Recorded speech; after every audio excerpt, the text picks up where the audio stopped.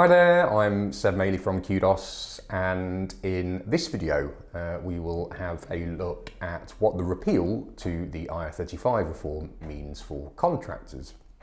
As you're no doubt aware, in the mini budget on the 23rd of September it was announced that the reformed off-payroll rules in both the private and the public sector would be repealed from the 6th of April 2023. Now, before we go into any detail, I think it's important to caveat that this repeal needs to be formalised in the Finance Bill, a process which won't begin for several weeks.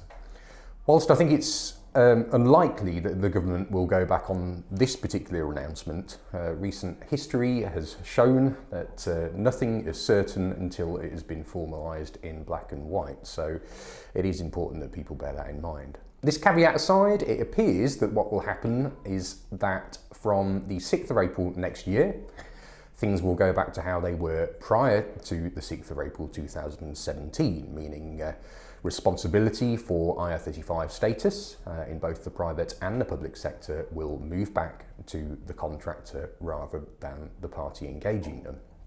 On the face of it, this is very good news, and the market is very hopeful that contractors will once again have the freedom and flexibility that is afforded by outside IR35 engagements. Of course, the announcement was a surprise to everyone, and whilst it is still early days, there are some important points and questions that need to be considered as part of this.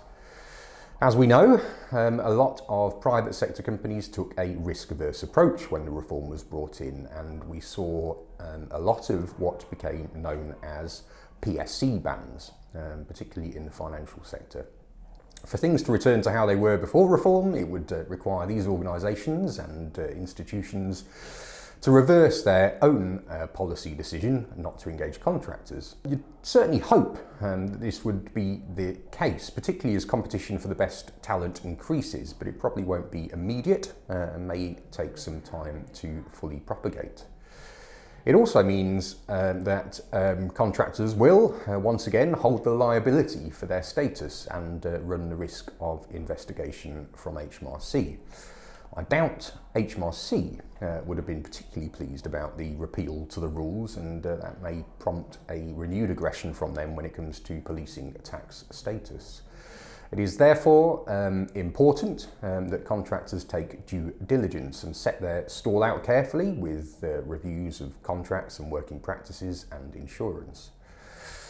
Contractors do also need to bear in mind the MSC legislation. This is another potential avenue of attack from HMRC, and again, I wouldn't be surprised if they ramped up their activity as a result of the appeal. It's important that you consider MSC when engaging with any accountancy firm, and again, due diligence should be taken. When the reform was introduced, quite a few contractors may have closed down their limited company and may have gone either permanent or worked through an umbrella company.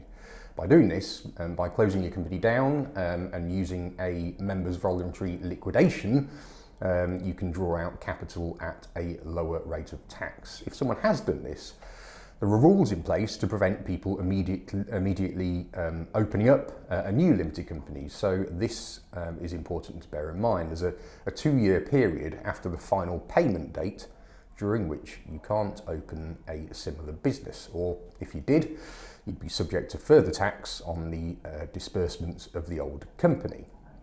So there is plenty to consider, but we're certainly hopeful that this will be a positive move for contractors as time progresses. We'll keep you informed of any developments, so please subscribe to our channel for regular updates. Thanks for watching, and we'll see you next time.